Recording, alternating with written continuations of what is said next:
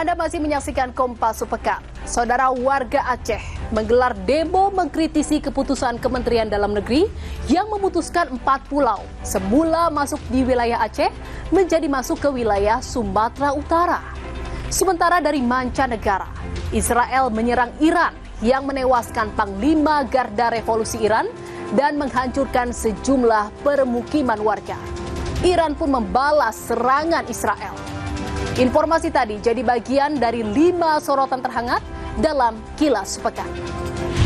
Seluruh elemen masyarakat untuk memperjuangkan hak masyarakat Aceh Singkil. Warga di Aceh Singkil membuat deklarasi menyatakan 4 pulau yang sedang bersengketa dengan Provinsi Sumatera Utara adalah milik Provinsi Aceh. Inilah Pulau Panjang, satu dari 4 pulau yang kini jadi sengketa antara Provinsi Sumatera Utara dan Aceh. Di Pulau Panjang, warga dan akademisi menegaskan Pulau Panjang, Pulau Mangkir Besar, Pulau Mangkir Kecil, dan Pulau Lipan merupakan bagian dari Provinsi Aceh, bukan masuk teritori Sumatera Utara.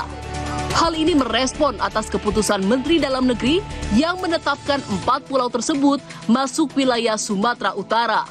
Pekan depan, Menteri Dalam Negeri Tito Karnavian akan memanggil pemimpin dan tokoh masyarakat Provinsi Sumatera Utara dan Aceh membahas sengketa itu. Israel melancarkan serangan ke Iran Jumat waktu setempat dengan klaim menargetkan fasilitas nuklir, pabrik rudal balistik dan komandan militer Iran. Ledakan pun menghancurkan beberapa gedung, termasuk permukiman warga di Teheran. Militer Israel mengerahkan 200 jet tempur yang menyasar sekitar 100 target di seluruh Iran termasuk Teheran. Serangan yang diluncurkan militer Israel tak hanya menghancurkan bangunan. Media pemerintah Iran juga mengonfirmasi bahwa serangan menewaskan Komandan Utama Korps Garda Revolusi Iran, Hossein Salami. Iran pun menembakkan rudal ke Israel, salah satunya di Tel Aviv, sebagai balasan terhadap serangan yang sebelumnya dilancarkan ke negaranya.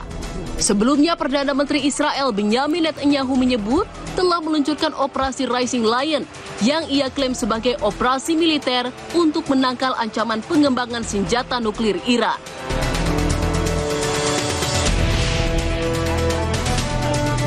Pesawat Air India jatuh setelah lepas landas dari Bandara Ahmedabad, Gujarat, India, Kamis siang. Pesawat jenis Boeing 787 tujuan London, Inggris ini mengangkut 244 orang termasuk penumpang dan awak kabin. Direktur Jenderal Direktorat Penerbangan Sipil India menyebut pesawat jatuh di kawasan permukiman Meghaninagar 5 menit setelah lepas landas dan menghantam sebuah asrama sekolah kedokteran dan terbakar hingga turut menewaskan sejumlah mahasiswa. Biro Investigasi Kecelakaan Penerbangan India telah menemukan digital flight data recorder atau bagian kotak hitam di atap dekat lokasi jatuhnya pesawat. Temuan rekaman data penerbangan ini penting dalam proses investigasi untuk menyelidiki penyebab pesawat jatuh sesaat setelah lepas landas. Hanya ada 1 penumpang selamat dalam insiden itu. Perdana Menteri India Narendra Modi pun mengunjungi lokasi kecelakaan dan satu-satunya korban selamat di sebuah rumah sakit. 1 dari 6 orang tersangka penyelundupan narkotika menangis saat menyaksikan pemusnahan barang bukti di alun-alun Engku Putri Batam, Kepulauan Riau. Ia mengaku dijebak oleh pemilik kapal. Dari 6 orang yang ditetapkan sebagai tersangka, 4 orang merupakan warga negara Indonesia, sementara 2 lainnya merupakan warga Thailand. Sebelumnya BNN menangkap kapal MT Sea Dragon Tarawa yang mengangkut 67 dus berisi narkoba di perairan Tanjung Balai Karimun. Menko Polkam Budi Gunawan menyebut pengungkapan dan pemusnahan sabu seberat 2 ton ini jadi tahap awal membongkar jaringan sindikat narkoba yang lebih luas.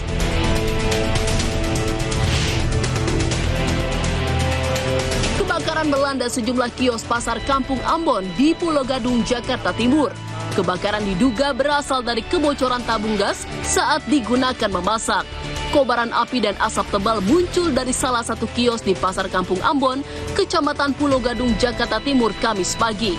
Api cepat membesar dan membakar 2 kios dengan total luas lahan yang terbakar 450 meter persegi. Saudara, demikian Kompas Sepekan edisi kali ini. Saya Jihan Novita pamit undur diri. Terima kasih. Sampai jumpa.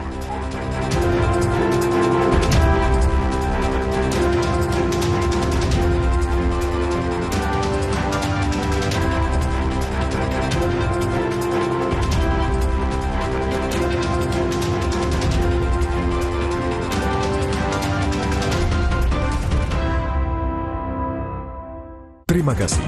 Anda telah menyaksikan Kompas Sepekan yang didukung oleh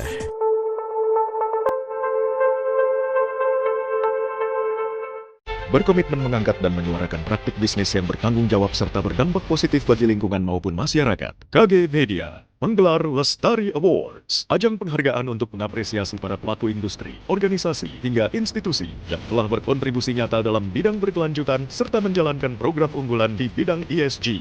Jadilah bagian dari Lestari Awards. Daftarkan usaha Anda. Website lestariawards.id.